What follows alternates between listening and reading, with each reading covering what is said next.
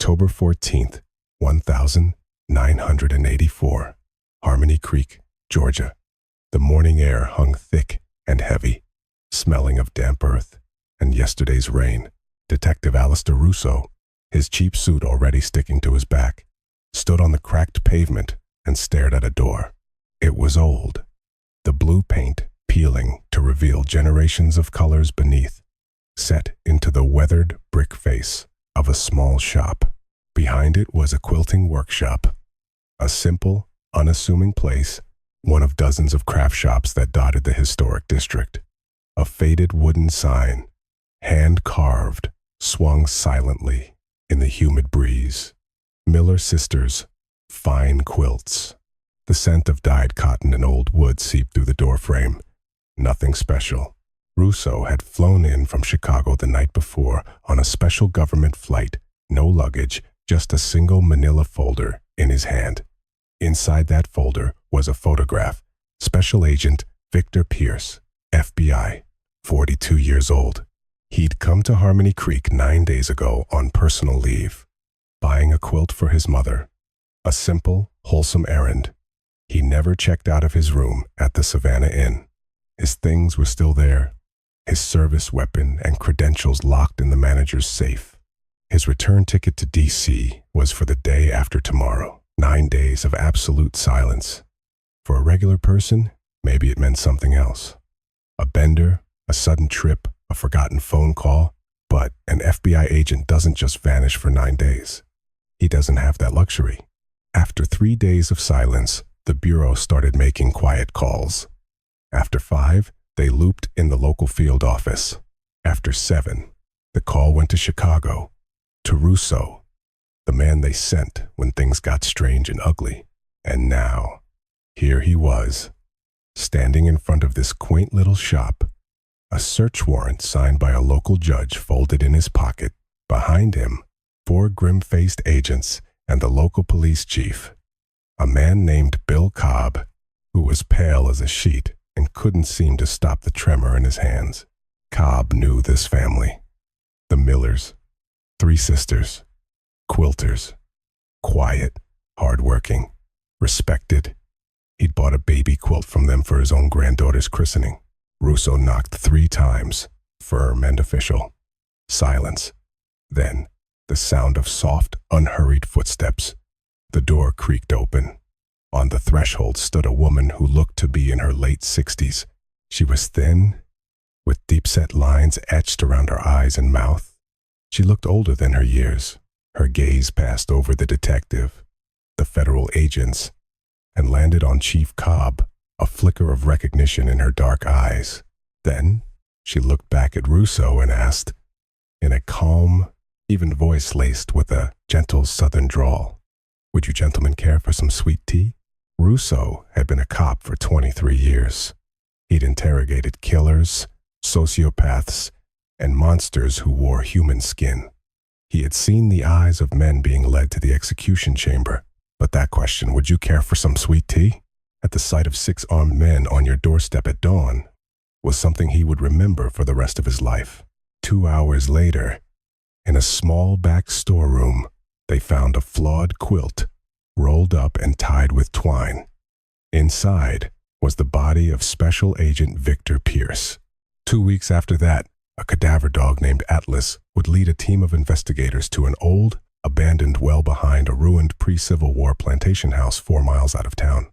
What they would pull from that well would make Detective Russo, a man who had investigated dozens of horrific cases and thought he'd seen it all, step away behind the crumbling brick wall of a smokehouse and stand there in utter silence for a full 10 minutes. 25 handmade quilts, each one a makeshift coffin, stacked neatly, one on top of the other, like inventory in a warehouse. But to understand how 3 quiet, unassuming quilters from Harmony Creek, Georgia, became the most prolific female serial killers in American history, we have to go back 20 years to 1964, to the summer when it all began. If you are someone who values true stories, not fiction, but cases that were buried under decades of silence, then stay with me. This story is worth the telling. Harmony Creek, a town that felt older than it was, a place that remembered the Civil War not as history, but as family lore, a town built on cotton and textiles, where the ghosts of the past clung to the Spanish moss dangling from ancient oaks. By the mid-1960s, it was a sleepy county seat, population just under 15,000. Two distinct realities coexisted within its borders. There was the new Harmony Creek, the post-war America of straight, paved streets, brick ranch houses, the majestic cinema, the Piggly Wiggly, and the diner with its 1 5-cent coffee. Portraits of President Johnson hung in the post office. High school kids in Letterman jackets drove Ford Falcons. Life looked like a Norman Rockwell painting. And then there was the Old Town, the historic district, a labyrinth of cobblestone alleys and brick-walled lanes so narrow 2 cars couldn't pass. Ornate iron gates that were a century and a half old. Behind those gates were hidden courtyards with overgrown gardens, stone fountains, and wide, shaded porches. The air smelled of magnolia blossoms and slow-cooked barbecue. Old men in straw hats sat on park benches, debating politics and baseball. Women in bright floral dresses gossiped over garden fences. Kids chased lightning bugs in glass jars at dusk. This part of town wasn't just a neighborhood. It was a world unto itself, closed, self-sufficient, living by its own unwritten rules. Here, everybody knew everybody's business. A wedding was an event for the entire town. A funeral was a cause for the whole street to bring casseroles and pound cake. And here, you did not meddle in your neighbor's affairs. What happened behind a closed door stayed behind that closed door. It wasn't malice. It was tradition, a respect for privacy, or, if you were less generous, a conspiracy of silence. In an old brick building on a dead-end street, tucked behind the First Baptist Church, was the workshop. A small house, really. In the backyard, 2 massive quilting frames stood under a tin-roofed awning. The hand-carved sign read Miller Sisters Fine Quilts. The letters were faded, but everyone in the county knew. This was where you went for the best quilts in the state, maybe in the entire South. In this part of Georgia, quilting wasn't just a craft, it was a legacy. Skills were passed from mother to daughter, from grandmother to granddaughter. Patterns were kept in memory, not on paper. A single quilt could take 6 months of work. Fine cotton thread, natural dyes, walnut hulls for brown, indigo for blue, pokeberries for a deep magenta. Every stitch was done by hand. A good heirloom quilt from Harmony Creek could have over 50,000 stitches. And a quilt like that cost money. A lot of money, by the standards of the day. $3,000, maybe $5,000 for a masterpiece. With the average salary around $500 a month, that was nearly a year's wages for an ordinary man. So, the buyers were not ordinary people. They were wealthy collectors from Atlanta or New York, dealers in fine antiques, sometimes even foreign tourists guided by local connoisseurs. These people came to Harmony Creek with cash, a lot of cash. In those days, it was normal. Credit cards were for department stores, not artisans. Wire transfers were slow and complicated. Cash was king. A man would fly in from Chicago or Boston with a briefcase stuffed with $5,000, $6,000, $7,000. He'd choose a quilt, pay in crisp bills, and arrange to have it shipped. A common transaction. Common, that is. As long as the man went home, the Miller family had been making quilts in that very building for 3 generations. Their grandfather, Jedediah Miller, founded the workshop at the turn of the century. In his day, Miller quilts were known from Charleston to New Orleans. His son, Thomas, continued the business, a short, wiry man with fingers permanently stained by indigo dye. He could judge the quality of cotton by touch alone and tell if a frame was properly tensioned just by the sound of a plucked thread. Thomas and his wife Sarah had 3 daughters. In the rural South of the 1960s, a family with no sons was a quiet tragedy. Not a catastrophe, but a constant low-grade sorrow. Neighbors offered their sympathies in hushed tones. Relatives suggested he should have kept trying for a boy. Thomas refused. "The Lord gave me daughters," he'd say, "and that's what was meant to be." He proceeded to teach them the craft with the same rigor he would have taught sons. Clara, the eldest, was born in 1923. From childhood, she was serious, silent, and possessed a surprising physical strength. By the time she was 10, her stitches were as fine and even as any grown woman's. By 15, she could stretch the heavy backing on a quilting frame by herself, a job that usually required two strong men. She was not a pretty woman. Her face was plain, with wide cheekbones, thin lips, and small dark eyes. Other girls whispered about her, calling her an old maid before she was even 20. But her hands were golden, precise, strong, tireless. She could quilt for 12 hours without a break. In 1951, Clara married a man named Roy Sullivan, a handsome, charming, and utterly shiftless mechanic from the next town over. He didn't marry Clara for love. He married her for the workshop, for the steady income it provided. Roy loved money far more than he loved his wife. A year later, he was gone. He packed a bag while Clara was at the market and drove off to Texas with a waitress from the local diner. He left no note, said no goodbye. He simply vanished. Clara came home to an empty closet. She didn't cry. She didn't scream. She didn't tear at her hair. She walked to her quilting frame, sat down, and began to stitch. She worked for 3 days straight without stopping. No food, no water, no sleep. Her mother had to physically pull her away on the 4th day. From that moment on, Clara never spoke a kind word about any man. In fact, she began to speak very little at all. She worked, she ate, she slept. That was all. The neighbors decided she'd gotten over it. A strong woman, it happens. Nora, the middle sister, was born in 1926. She was the complete opposite of Clara. She was beautiful, truly beautiful, not just pretty, with large, dark eyes, high cheekbones, and thick black hair that fell to her waist. As a teenager, boys from all over the county would try to court her. Her father chased them off with a broom. Nora was outgoing, charming, and knew how to talk to people, locals, city folk, Yankees. She had a way with words that could charm a snake out of its skin. She was the one who greeted the customers, showed them the quilts, told them the stories behind the patterns, and negotiated the price. She was the face of the Miller sisters' fine quilts. In 1958, she married Ray Miller, a worker from the local textile mill. For the first 2 years, things were fine.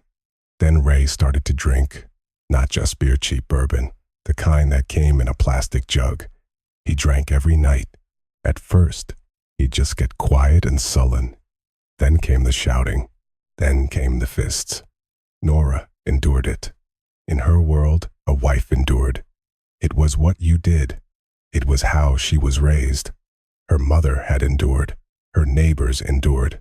To complain was a disgrace. To leave was impossible.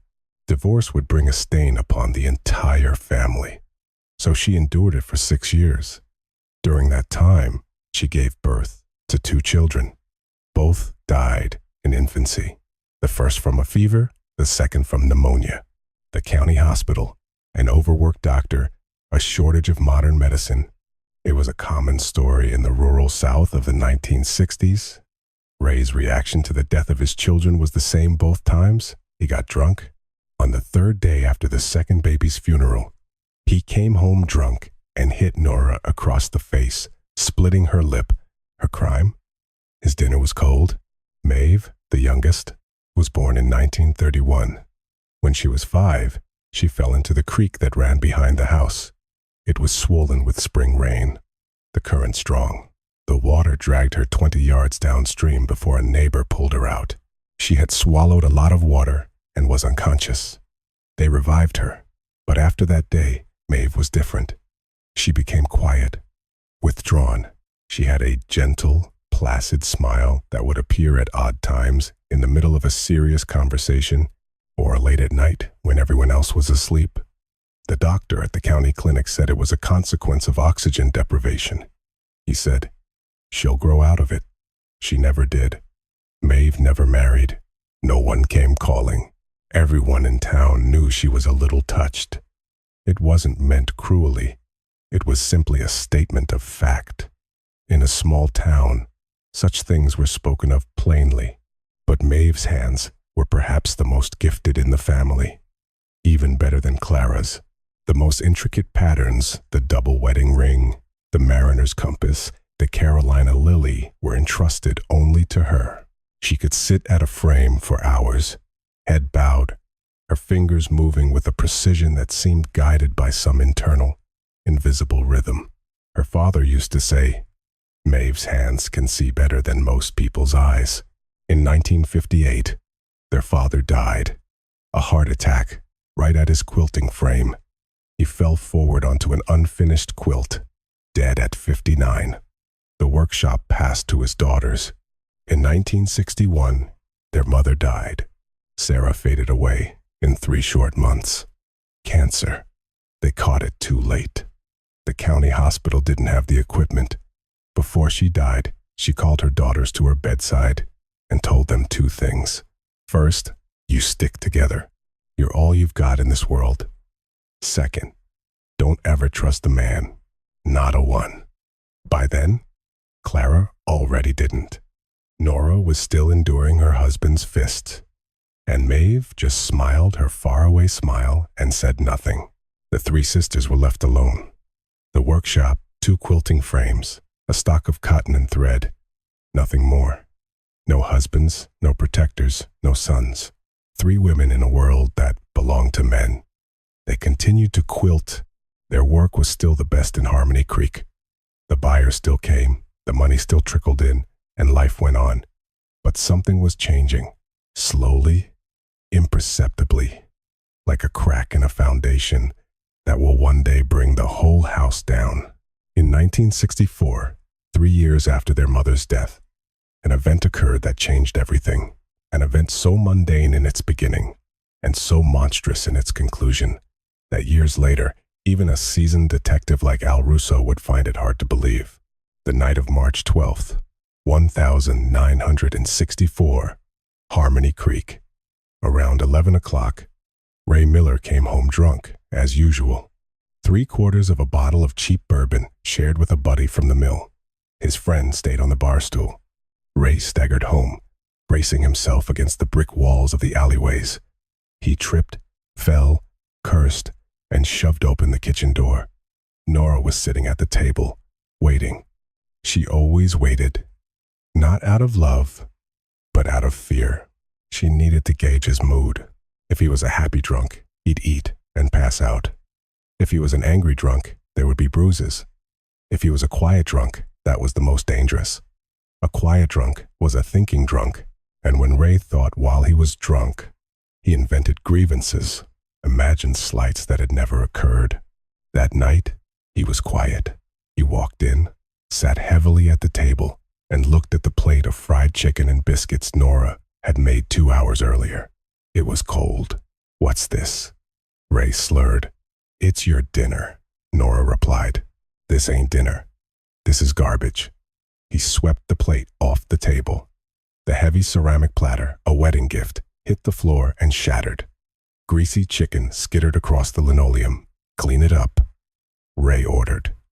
Nora knelt down, picking up the pieces of chicken and broken plate with her hands. She looked up and saw Ray unbuckling his belt, not to take off his pants. This was the moment Nora would later describe to Detective Russo, calmly, in a steady voice. 20 years after that night, I saw the belt, and I thought, he's going to hit me now, and tomorrow he'll hit me again, and the day after that, again, and it'll keep going until I'm dead, 'cause he's never gonna stop. He's strong, he's healthy, he'll keep hitting me until I die, or until he kills the next baby I might carry. I had 2 seconds, and I used them. On the kitchen counter lay a cast iron skillet, heavy and black. Nora grabbed it with both hands and swung it with all her strength, hitting her husband across the side of the head. Ray collapsed, his temple striking the sharp corner of the wooden table on his way down. He made a gurgling sound, twitched once, and then fell silent. Nora stood over him, watching. For a minute, maybe two. The skillet still in her hand, the cold chicken on the floor. Blood, slowly pooling on the linoleum from the gash on his temple. Then she walked across the yard, through the dark workshop, and into the small bedroom where Clara and Maeve were sleeping. She woke them and said 5 words. Ray's in the kitchen. He's dead. Clara got up without a word. She went to the kitchen, looked, came back. He's dead, she confirmed. Good. Maeve just smiled, her usual disconnected smile. The 3 sisters sat in the dim kitchen until dawn. They didn't cry. They didn't panic. They didn't call for help. They thought, or rather, Nora thought. She had always been the thinker for the 3 of them.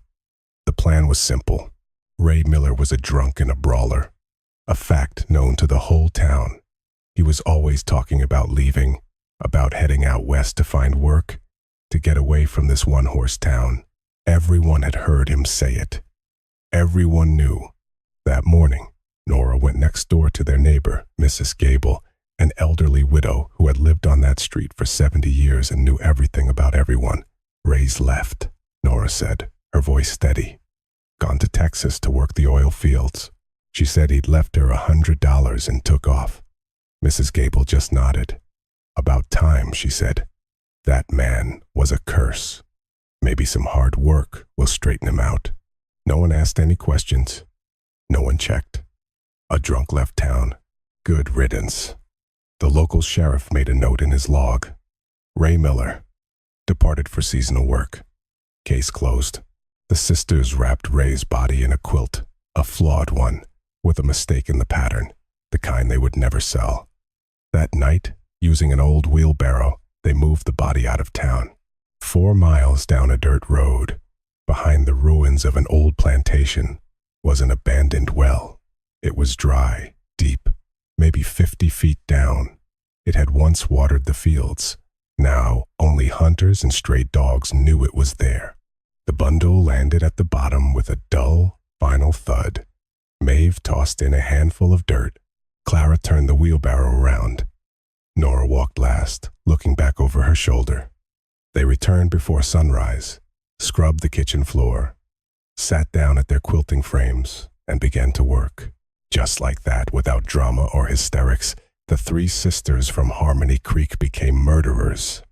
Not maniacs, not psychopaths, not monsters driven by some insatiable bloodlust. Just 3 women who had solved a problem in the only way that seemed possible to them. If the story had ended there, one murder, an abusive husband, an act of self-defense, it might have been understandable, maybe even forgivable. But the story didn't end there. It was just beginning, because Ray Miller gave the Miller sisters something far more dangerous than bruises and fear. He gave them proof. Proof that you could kill a man and nothing would happen. The world wouldn't end. The police wouldn't come. The neighbors wouldn't notice. Life would go on. The quilts would be stitched. The sweet tea would be brewed. And the sun would rise over Harmony Creek, just as it always had. That knowledge is the most terrifying thing that can happen to a person in whom something vital has already broken. For 4 years after Ray's murder, life was quiet. The sisters quilted. The workshop operated. Buyers came and went. Nora greeted them, showed them the quilts, haggled over prices. Clara stitched. Maeve stitched. Everything was as it had been, but Nora was watching. She had always been observant, but after Ray's death, her attention sharpened. She noticed how the out-of-town buyers behaved. They almost always came alone, men with money. They'd check into the local inn, but rarely told the front desk where they were going. They bought quilts with cash $3,000, $5,000, sometimes $6,000, and then they left. No one knew exactly when. No one saw them off. Nora thought about this. Not all at once. The idea formed slowly, like a pattern on a quilt, stitch by stitch. She didn't make a decision. She observed, analyzed, and remembered. In the fall of 1968, a man named Gene Feldman came to the workshop, 51 years old, an art and antiques dealer from New York City. He was big and loud, with a ruddy face and a gold watch on his wrist. He was in the area on a buying trip, and someone had told him about the Miller sisters' quilts. Feldman walked through the workshop, touching the quilts, making pronouncements about their quality. Nora served him sweet tea, iced, with a sprig of mint, the way they always served it to guests, a Southern tradition. Only this time, there was something else in the tea. Benadryl, 3 crushed tablets. In the 1960s, you could buy it over the counter at any drugstore. Un antihistamine, a mild sedative, harmless unless you took too much. A large dose causes a deep, profound sleep. Feldman drank 2 glasses. Within 20 minutes, his head was nodding. Nora suggested he lie down for a bit. The heat can take it out of you, she said sweetly. You just rest a spell. The quilts aren't going anywhere. She led him to a cot in the back storeroom. Feldman was asleep before his head hit the pillow. 10 minutes later, Clara walked in. She carried a pair of heavy-duty fabric shears, long, narrow blades, sharpened to a razor's edge. One quick, deep thrust into the side of the neck, right into the carotid artery. It was fast and silent. Feldman never woke up. Maeve was waiting with another flawed quilt. This one had a patch of uneven color in the top left corner. They had a whole stack of such quilts in the storeroom. Now it was clear what they were for.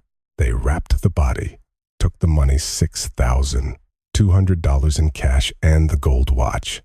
His briefcase, filled with his papers, they burned in the old incinerator out back. Feldman didn't have a car. He'd taken a cab from the Savannah airport. That night, the wheelbarrow made another trip. The same dirt road, the same abandoned well. Another dull thud. Feldman never returned to his hotel. His business partners reported him missing after 3 days when he failed to check in. The local police were notified. They checked the hotels, the bus station. The hotel clerk said he'd checked out and taken his bags. It was a lie, but no one bothered to verify it. They figured he'd run off, maybe found a better deal somewhere else. The case went cold. The man was written off, $6,000. It was more than a year's salary for a mill worker. With the money, the sisters bought a new industrial sewing machine for piecing, a huge supply of high-quality cotton from North Carolina, and had the workshop's leaking roof replaced. The money was spent wisely. No luxuries, nothing to raise suspicion. And here, we must pause and remember something important. Gene Feldman was a real person. He was 51 years old. He had a wife in Queens and a daughter in college. He loved Broadway shows and the New York Mets. He called his wife every night when he was on the road.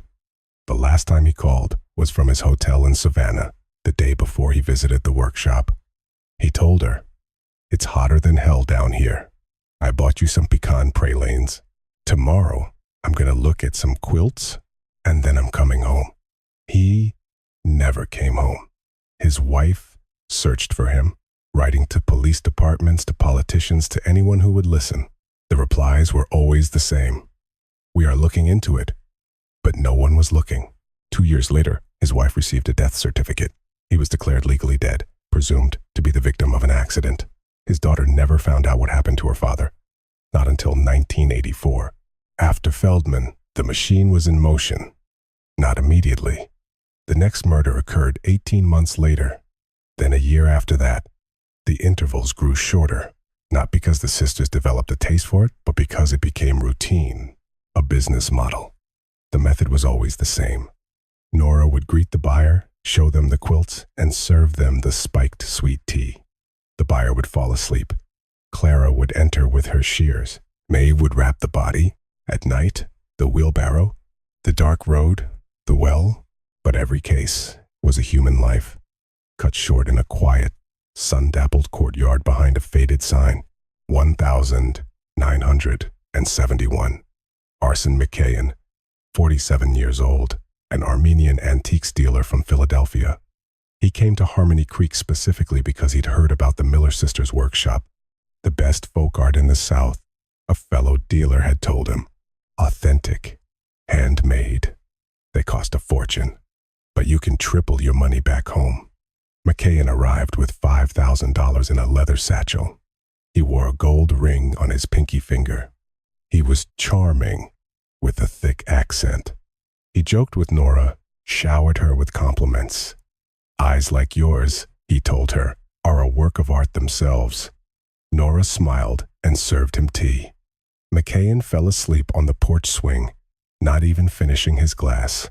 At home, Arsen McKayan had a wife, 2 sons, and an elderly mother who, every Sunday, lit a candle at her church for her son's safe return. She lit that candle for 5 years, until the day she died. Her son never came back.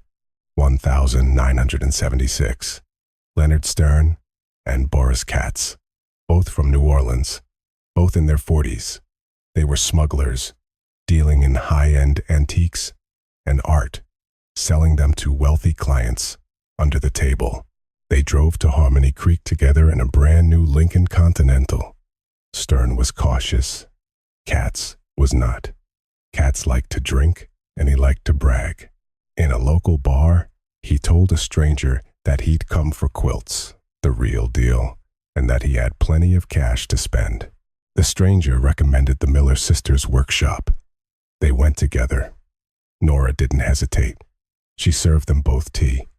Both men fell asleep. Clara had to work twice that evening. 2 bodies, 2 quilts, 2 bundles for the well. But the Lincoln Continental was a problem. A car isn't a body. A car is visible. A car parked in your driveway for too long makes the neighbors ask questions. And that's when Rusty Callahan appeared. Rusty, 28 years old, a mechanic from a garage on the edge of town, a quiet boy with a cleft lip, a birth defect that, in the small town South, guaranteed a life of loneliness. Girls looked away. Other boys made fun of him. His boss never gave him a raise. Rusty lived alone in a small room behind the garage and could fix anything with an engine. Clara brought him in. How she knew him, the investigation never determined. Maybe he'd fix their old pickup truck. Maybe he'd patch the roof. Clara was never one for talking. They told Rusty, drive this car to a scrapyard in Macon. Don't ask where it came from. We'll pay you $300. $300 was 3 months' pay for Rusty. He didn't ask questions. He drove the car, came back on the bus, and collected his money. From then on, whenever a victim had a car, Rusty took care of it. He'd drive it to a chop shop 100 miles away. The license plates were removed, the body was repainted, the engine sold separately. It vanished. Did Rusty understand what was happening? He would later claim in his testimony, I suspected something, but I didn't ask. They paid me good. Nobody else ever paid me good. I didn't want to know. The court did not believe him. 1979. Janice Ozols, 39 years old, a Latvian-American from Boston, a folklorist and university professor, a leading expert on American textile arts. He was writing a book, The Quilting Traditions of the American South, a symbolic history. He was the only victim who came not for money, but for knowledge. Ozols was thin, tall, and wore thick glasses and a tweed jacket that was completely wrong for the Georgia heat. He spoke quietly, wrote everything down in a little notebook, and took pictures of the quilts with a professional-looking camera. For the first time, Nora hesitated. Ozols was different. He wasn't a hustler or a dealer. He was a scholar. He was quiet, polite, and he genuinely admired the sisters' work. He came to the workshop 3 days in a row, talking to Nora for hours about the patterns, the meaning of the symbols, the dyeing techniques. He wrote down her every word. On the 4th day, he came with money. He wanted to buy a small quilt for his wife. $1,200. It was everything he'd saved for 6 months. Nora served him tea. She would later tell the detective, "I felt sorry for the professor. He was a nice man."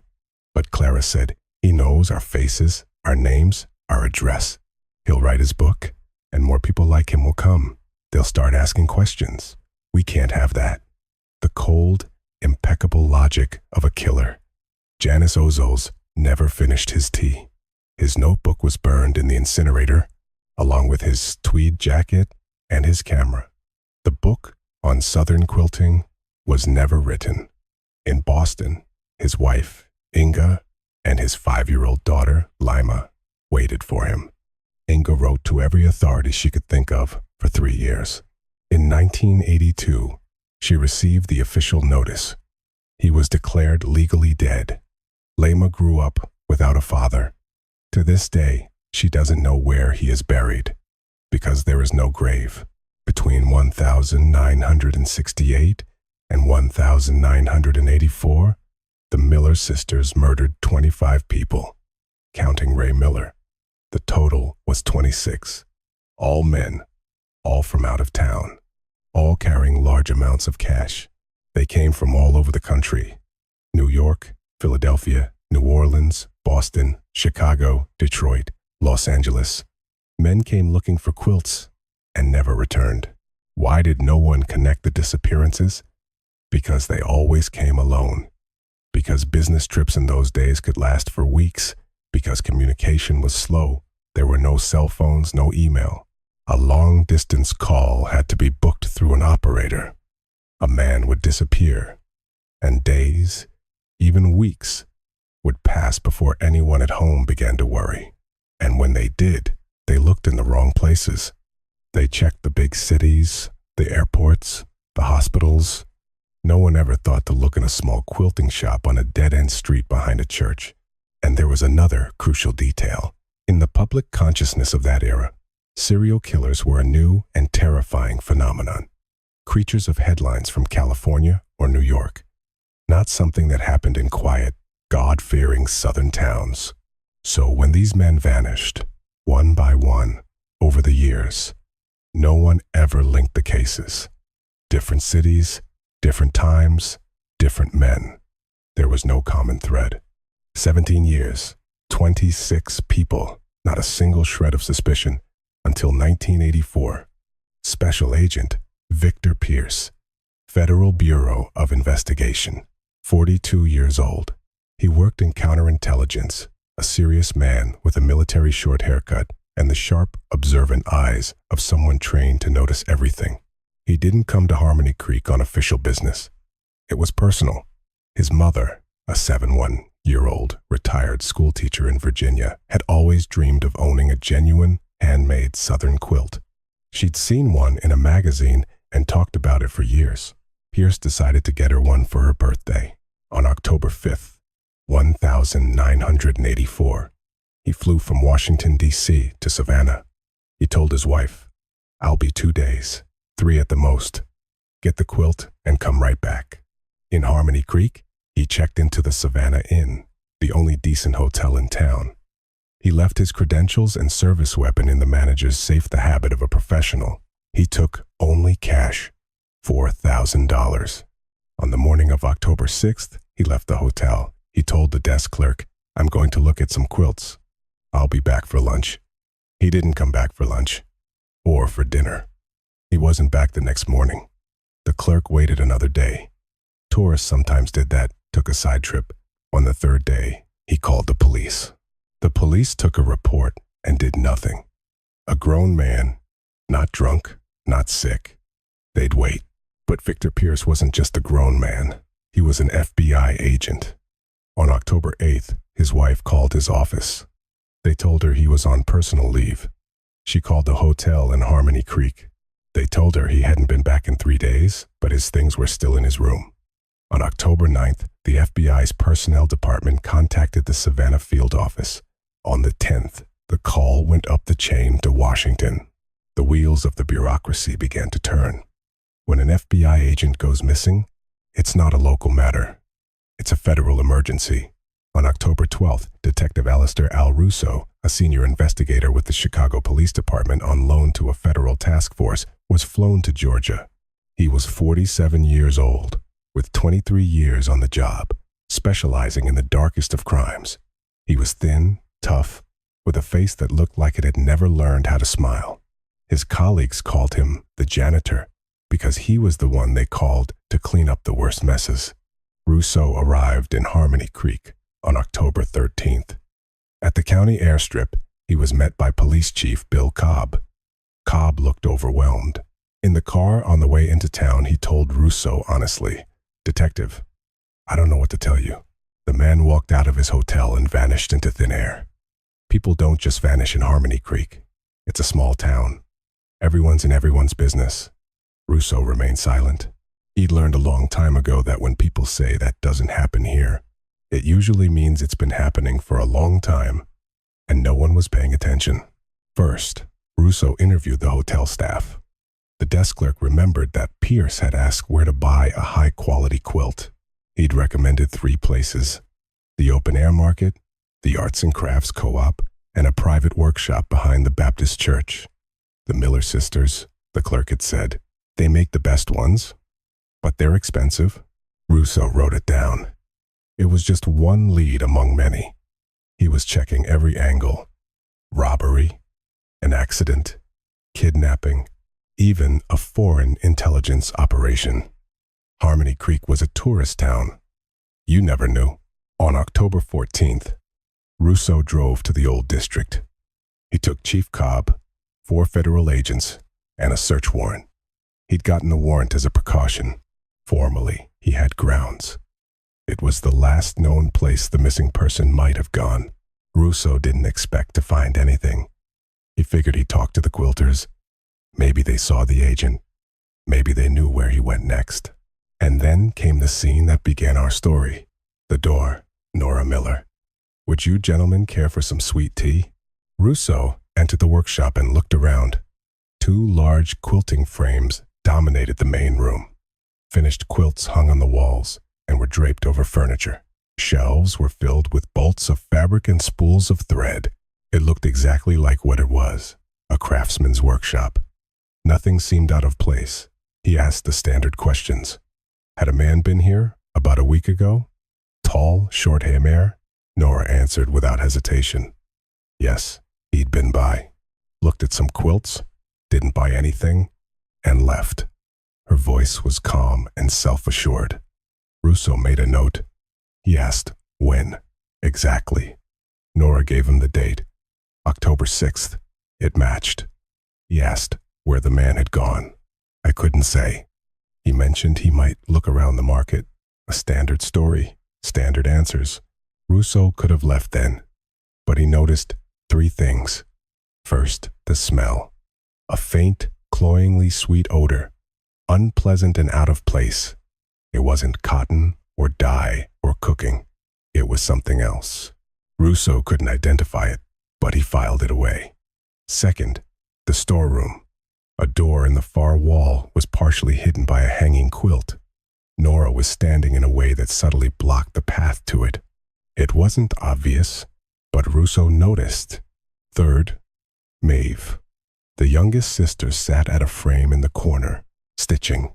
When Russo walked in, she looked up, gave him her gentle, vacant smile and said, "It's going to be a beautiful quilt for a beautiful man." The phrase was meaningless, but something in that smile, in its profound wrongness for the situation, made Russo pause. He asked to see the storeroom. Nora said, "It's just our supply closet, sir. Nothing of interest in there." Russo repeated his request, his voice harder now. "Show me the storeroom." Nora didn't move. Clara, who had been sitting silently at the other frame, looked up for the first time, her eyes fixing on the detective with a heavy, unblinking stare. Russo produced the warrant. Nora stepped aside. The storeroom was dark and cramped. A small window was stuffed with rags. Shelves held bundles of batting and yarn, and against the far wall stood a half-dozen rolled-up quilts tied with twine. Russo walked over to the nearest one and touched it. It felt soft, but lumpy, uneven, and it was heavy, far too heavy for just a quilt. He pulled at the edge, unrolling it. 23 years on the force, dozens of murders. But when the face of Special Agent Victor Pierce appeared from beneath the colorful fabric gray, swollen, with dried blood caked on his neck, Russo took an involuntary step back. Then he turned to the agents behind him and said one word: cuff them. Nora didn't resist. Clara didn't resist. Maeve kept stitching. She only stopped when an agent placed a hand on her shoulder. She looked up, smiled, and asked, "Is it over now?" The interrogations began that same day at the county courthouse. A small room on the second floor. A barred window, a table, 2 chairs, a desk lamp, a pitcher of water. Russo preferred to use a pencil for his notes. Pens had a way of running out at the worst possible moments. Clara was a brick wall. Total, absolute silence. They'd bring her in, sit her down, ask her questions. She would sit, stare at the wall, and say nothing. She didn't refuse to answer. She simply did not speak, as if she couldn't hear them, as if they weren't even in the room.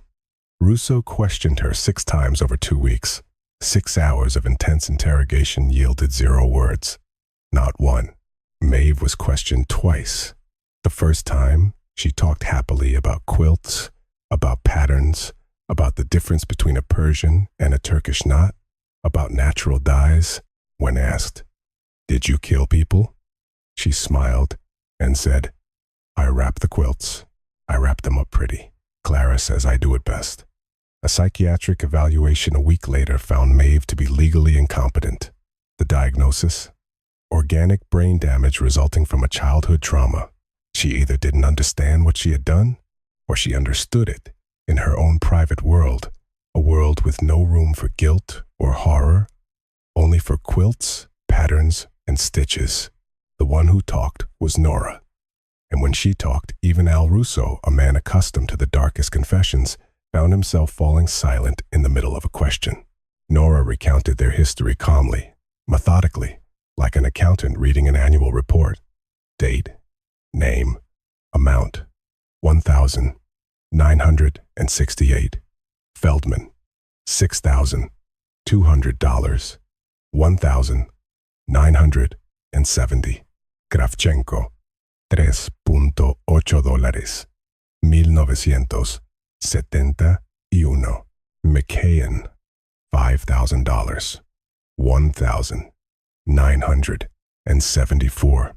Saville and Timoshchuk, $7,000 for the 2 of them. She remembered every single one, not by their faces, but by the cash they carried. Russo asked her why. Nora looked at him for a long time, then said, "They'd come in here, these men with their money, and they'd look down on us. They'd touch our work with their dirty hands and try to haggle like it was worthless. One of them said, 'If it's just women's work, it ought to be cheaper.' Another one put his hand on my knee. A third one acted in a way that made Maeve cry all night." She paused. "All our lives, men would just come, take what they wanted, and leave. Our father died, and there was no one to protect us. Our husbands, one abandoned us, the other one beat us. These customers looked at us like we were just part of the inventory. We just made it so they couldn't leave." She looked Russo dead in the eye. It was justice. Russo wrote it down. Underlined the word justice twice. This wasn't justice. It was 20 years of pain, humiliation, and silence, twisted and forged into a system of industrial-scale murder. But for Nora, in her world behind the brick walls of that small town, where a woman was worth less than a quilt, it was the only form of justice she could imagine. To understand is not to condone. That's important. 2 weeks after the sisters' arrest, Russo got his lead on the well. Rusty Callahan, the mechanic with the cleft lip, was picked up on the 3rd day. They tracked him down through the VIN numbers of the cars he'd sold for scrap and Macon. During his interrogation, Rusty broke down completely. He wanted a deal. He talked. The well, behind the old Devereaux plantation, on the road to Millersville, 4 miles out of town. It's all there, he sobbed. On October 28th, a team of agents, forensics experts, and medical examiners drove out to the site. They brought a cadaver dog, a German shepherd named Atlas. 50 yards from the ruins, Atlas began to bark, straining at his leash, pulling his handler toward a pile of stones overgrown with kudzu. The well was circular, lined with stone, about 4 feet in diameter. It was 14 meters deep. A few rotten planks of wood were laid across the top. And the smell? It was the same sickly sweet smell Russo had noticed in the workshop, but 1,000 times stronger. It took them 3 days to empty it. Ropes, a winch, gas masks. A young forensics tech, a kid of 26, was the first one down. He asked to be pulled back up after 5 minutes. On the surface, he threw up for 20 minutes straight. 25 bundles, rolled in quilts, tied with rope, stacked neatly one on top of the other, like firewood. The ones on top were relatively preserved. The ones at the bottom were decomposed, turning to sludge, falling apart at the touch. Each bundle was a person. They unrolled them right there, in the field, on large plastic tarps. The medical examiners worked for 3 days and nights. Some of the bodies were partially mummified by the dry conditions deep in the well. Some were skeletons wrapped in rotting fabric. Many had clear signs of a stab wound to the neck. One precise strike, left side, carotid artery, Clara's signature. Among the remains, they found remnants of clothing, buttons, belt buckles, the soles of shoes. They found metal objects, coins, keys, gold dental fillings.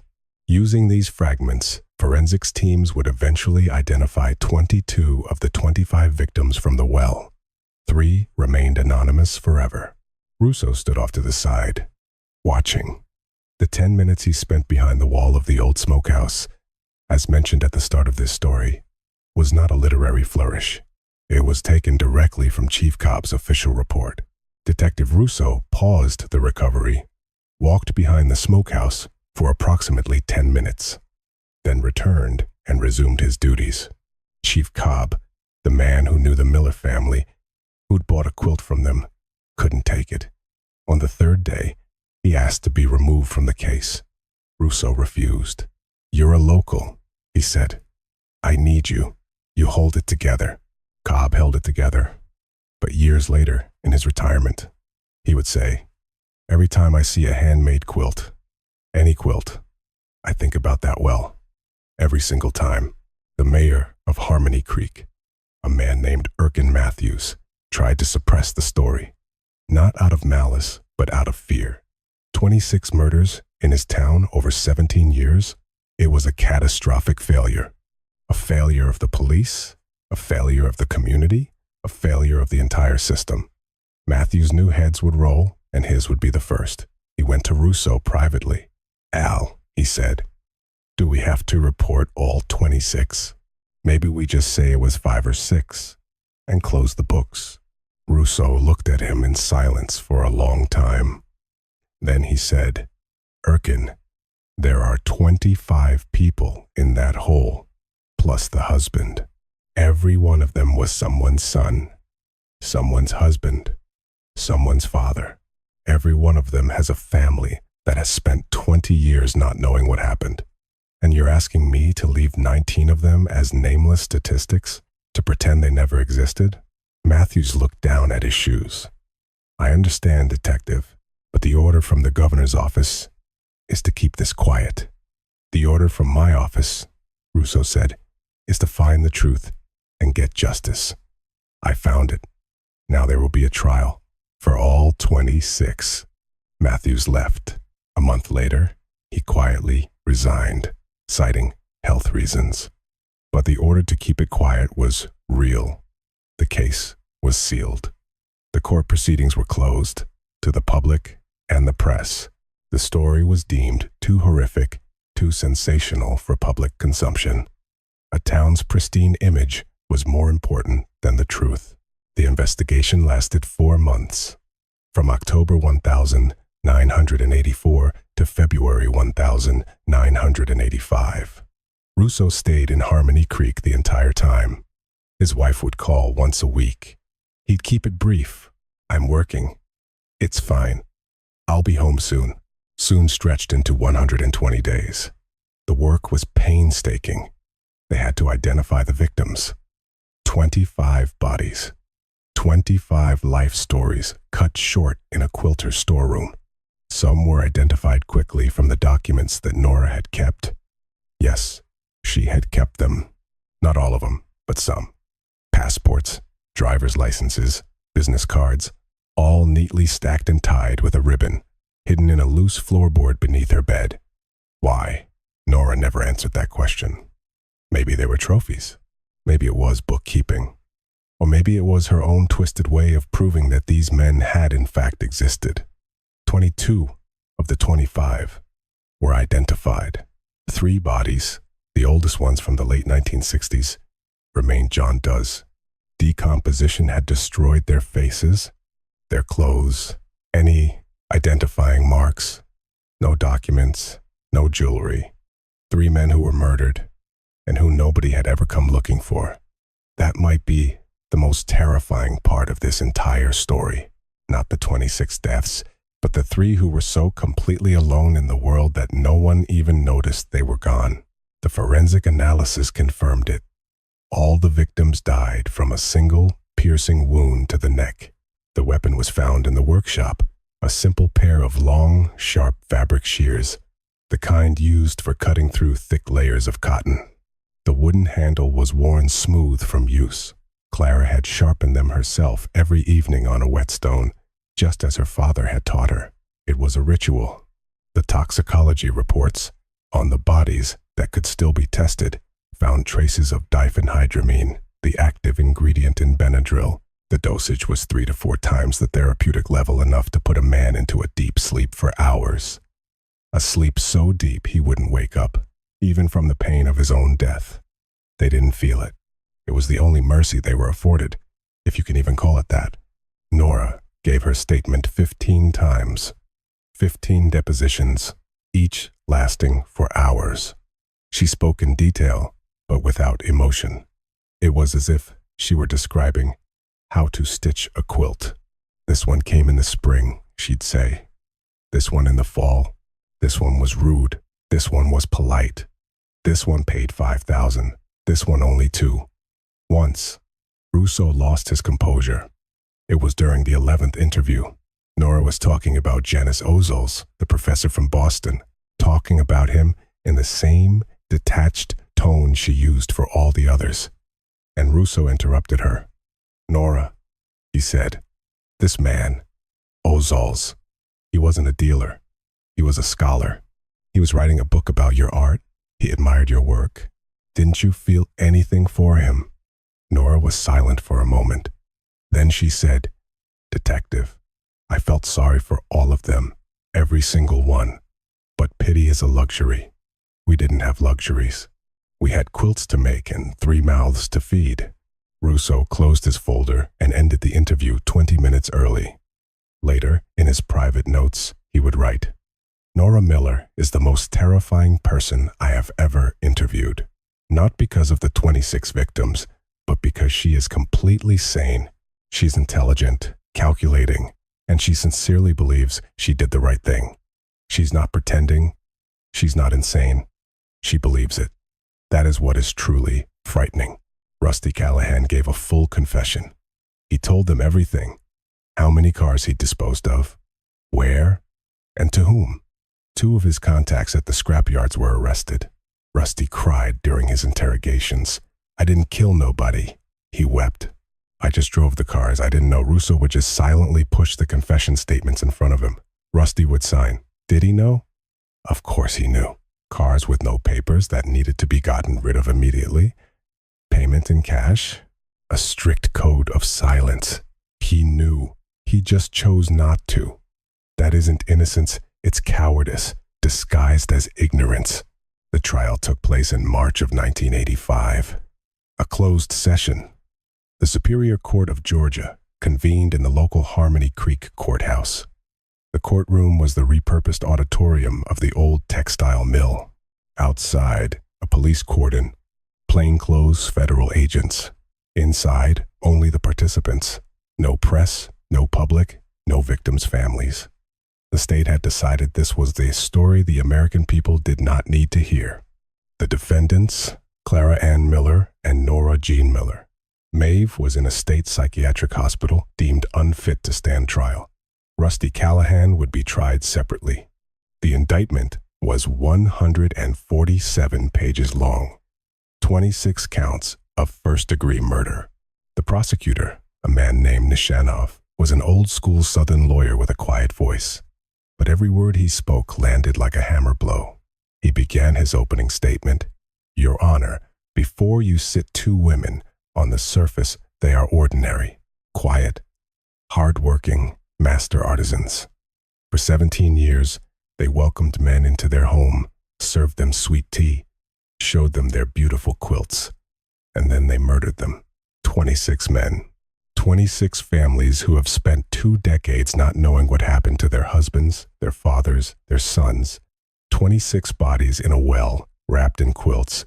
Your Honor, in all my years, I have never encountered a case of such scale, of such cold-blooded cruelty. I ask for the maximum penalty for both defendants." Clara listened in her usual silence, stone-faced, unmoving. She never once looked at the prosecutor or the judge. She just stared at the wall. Nora listened intently, sometimes nodding, not in agreement, but as if confirming the facts against her own internal ledger. When she was given the chance to make a final statement, she stood and said, "I'm not asking for mercy. We did what we did, but I want to say one thing. Every one of those men came to our workshop on their own, with their money, wanting to buy something beautiful. They didn't think about us, who we were, what our lives were like. To them, we were just the help. The women at the quilting frame, not one of them ever asked our names. Not one.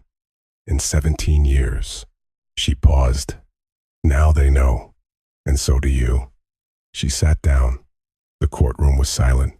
The verdict was delivered on March 22nd, 1985. Clara Ann Miller, guilty on all counts. Sentence, death by electrocution. Nora Jean Miller, guilty on all counts. Sentence, death by electrocution. The execution of women was extremely rare in the United States, but the sheer scale of their crimes left the court with no other option. Rusty Callahan was later convicted of being an accessory to murder and sentenced to 12 years in a maximum security prison. His cooperation was taken into account. Their appeals were denied. The sentence was carried out in the summer of 1985. Where and how was not reported. The state does not publicize such things. It's not an event. It's a line in a file. Sentence carried out. Date. Signature. Clara Miller never spoke another word from the day of her arrest to the very end.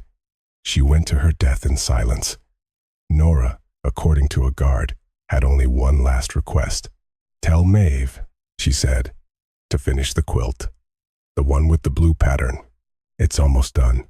The quilt was never finished. Maeve Miller was committed to a state psychiatric hospital for the criminally insane. The official diagnosis was an organic personality disorder with severe cognitive defects. She lived in that hospital for 8 years. According to the staff, she was a quiet, docile patient. She never caused any trouble. She just quilted. They gave her scraps of fabric, old bedsheets, and thread, and she quilted. She made small squares, about 1 foot by 1 foot, with intricate patterns. A new one every day. The patterns were strange. Not traditional designs, but something else. Repeating shapes that looked like human figures, but they were distorted, elongated, without faces. One of the orderlies said, "It looks like people, all wrapped up." The psychiatrists studied her quilts, wrote papers about them for internal review. One of their conclusions read, "The patient is recreating her traumatic experiences through the only medium available to her. The patterns are an unconscious projection of the acts committed." Maeve died in 1992, peacefully, in her sleep. She was 61. A nurse found her in the morning, lying on her side, her hands folded as if holding a needle and thread. On her nightstand was her last quilt square, unfinished. She was buried in the hospital cemetery, under a small stone marker with no name, only a number. And what of those left behind? The families of the victims only learned the truth in 1984, when Detective Russo personally contacted each one. 22 phone calls, 22 conversations that all began with the words, "I'm calling about your husband." The wife of Gene Feldman, the first victim after Ray, had remarried. She listened to Russo in silence, then said, "I knew it. I felt it. Gene would never have just left without calling. He always called." She cried. Her second husband stood beside her, helpless. Feldman's daughter, by then the assistant manager of a department store, was 43. She had spent 20 years believing her father had abandoned his family. When she learned the truth, she didn't leave her apartment for a week. Inga Ozols, the wife of the Latvian professor, was still living alone in Boston. Her daughter, Lema, had grown up and moved away. Inga received a letter from Russo. He hadn't been able to reach her by phone. She wrote back, "Thank you for finding him. Thank you for telling me. Now, at last, I can have a funeral." But there was nothing to bury. The remains of the victims that were not claimed by family were interred in a mass unmarked grave in a cemetery outside Harmony Creek. Just a concrete slab with a plot number. Detective Russo closed the case in May of 1985 and returned to Chicago. He received a commendation and went back to work. He retired in 1991. The Miller sisters case was the one he never spoke about. Only once, in 2004, when he was 67 and dying of lung cancer, did he tell the full story. He told it to his grandson, a 20-year-old journalism student, who recorded it on a cassette tape. Russo spoke for 3 hours without a break, recounting every detail. His voice only faltered when he described the well. 25 bundles, Russo said on the tape. Neat, tidy, tied with rope, like inventory in a warehouse. That's the part I can't forget. Not the bodies, not the smell, the neatness. They did it neatly, the same way they stitched their quilts. The workshop was demolished in 1986 by order of the town council. The official reason was that the building was structurally unsound. First, the lot was empty. Then it became a parking lot. Now, there's a cafe there. The owner has no idea about the history of the ground his customers sit on. The well was filled in that same year. Dirt, rocks, construction debris. A concrete slab was poured over the top. Its coordinates exist only in a sealed file somewhere in a state archive. 26 quilts, 26 lives. Each of those men woke up one morning, got dressed, and traveled to Harmony Creek. Each one walked the narrow streets of the old town, squinting in the Georgia sun. Each one pushed open a peeling blue door and stepped into a workshop. Each one saw the beautiful, intricate, stunning quilts. Each one was offered a glass of sweet tea. Each one thought, "What a lovely place." And each one of them never left. What pushes a person to murder? Is it need? Hate? Despair? Or is it silence? The kind of silence that allows a secret to fester for years, for decades, because no one ever asks, no one ever looks too closely, no one ever notices. The Miller sisters were not monsters born of fantasy. They were human beings broken, damaged, and twisted by their circumstances, but human. And that is the true horror of this story. The horror isn't in the well, or in the quilts, or in the sharpened shears. It's in the realization that this could have happened anywhere, on any dead-end street, behind any door, in any quiet place where no one is watching, and no one is asking questions. 26 people, 40 years of silence, one old detective, and one cassette tape. Now you know